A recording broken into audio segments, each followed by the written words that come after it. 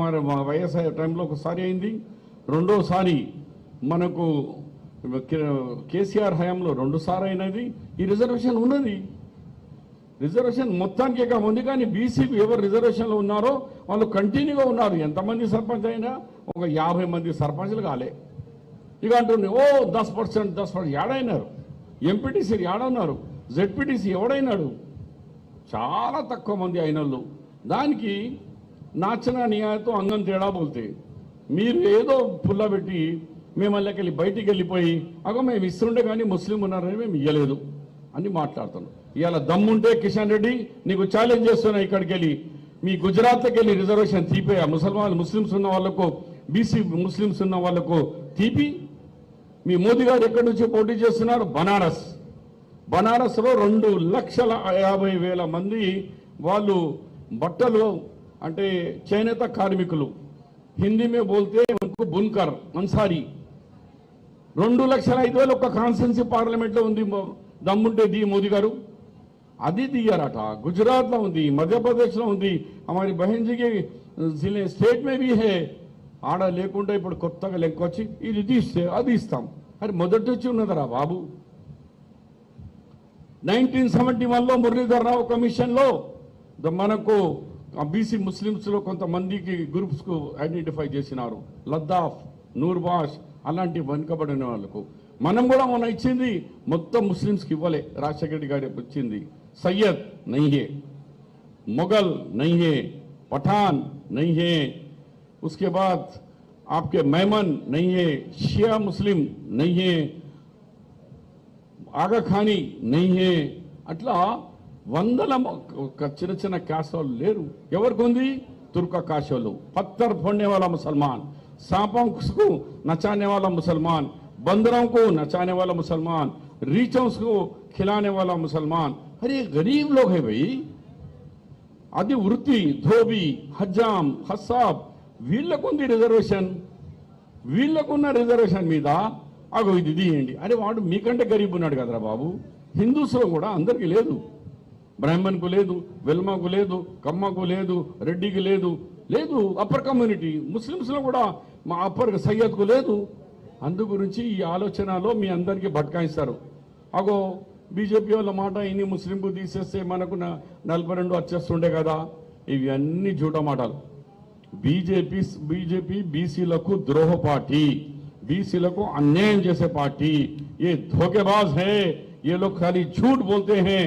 आज राहुल गांधी जी की लीडरशिप में आज 42% हमारे निजामाबाद मुद्दुबिड्डा महेश गौड़, हमारे सीएम रेवंत रेड्डी, उनकी पूरी कैबिनेट को हम मुबारकबाद देते हैं और एआईसीसी को मुबारकबाद देते हैं कि वो लोग हमारे बीसीस को उनको उठाकर 42% देने का जो निर्णय दिया है, ये देश में किसका दिल नहीं है.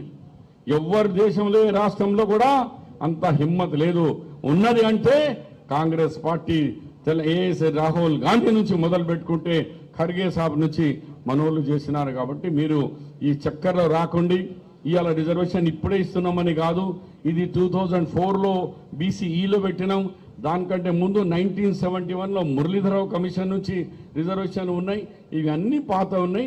భారతదేశంలో అయితే బున్కర్, ఖురేష్, అన్సారీ ఇది భారతదేశం సెంట్రల్ రిజర్వేషన్లో వీళ్ళైతే బ్రిటిష్ కాలం నుంచి ఇండిపెండెంట్ రాకముందు నుంచి ఉన్నాయి.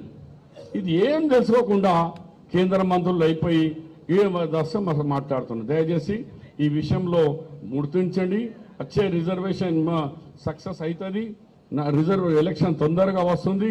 హోల్ కాంగ్రెస్ పార్టీ మీ ఎంబడ నిలబడ్డాము. మీరు మాకు గెలిపించినారు, గవర్నమెంట్ తీసుకొచ్చినారు. ఇప్పుడు మా బాధ్యత ఉంది మీ అందరికి సపోర్ట్ చేసి రాజకీయంగా మీకు తీసుకొస్తాం ముందుకు అని చెప్తూ ధన్యవాదాలు.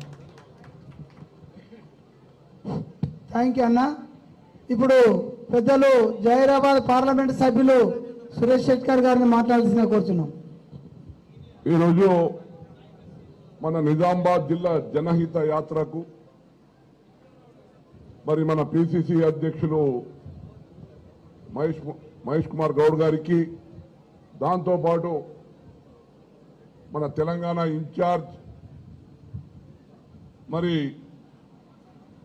మన మీనాక్షి నటరాజన్ గారికి స్వాగతం పలుకుతూ దాంతోపాటు మంత్రివర్యులు మా నిజామాబాద్ ఉమ్మడి నిజామాబాద్ జిల్లా ఇన్ఛార్జ్ మంత్రివర్యులు మా పంచాయత్ రాజ్ శాఖ మంత్రులు ఇప్పుడే మా బాన్స్వాడలో ఎన్నో కార్యక్రమాలు చేసి మళ్ళీ ఇక్కడ రావడం జరిగింది మా సీతక్క గారికి.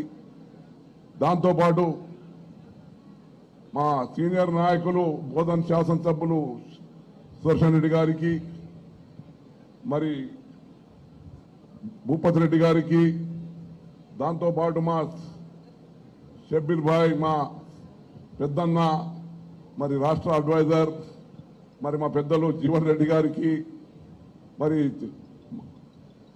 మా చాలా మా అందరికీ సభకు నమస్కారం. మరి ఈరోజు వచ్చిన మా కామారెడ్డి జిల్లా ముఖ్య కార్యకర్తలకు, నిజామాబాద్ జిల్లా ముఖ్య కార్యకర్తలకు మీకు అందరికీ నమస్కారం. మరి చాలా సమయం అతీతమైంది, ఎక్కువ మాట్లాడకుండా నేను విజ్ఞప్తి చేస్తా ఉన్నాను. ఇప్పుడే షబ్బీరన్న గారు చెప్పినట్లు ఈ వచ్చే స్థానిక సంస్థలు మీ ఎన్నికల కోసం మేమందరం కూడా ఒక్కటై, అంటే మా కార్యకర్తల నాయకుల ఎన్నికలు స్థానిక సంస్థలు, మరి గత శాసనసభ ఎన్నికల్లో మరి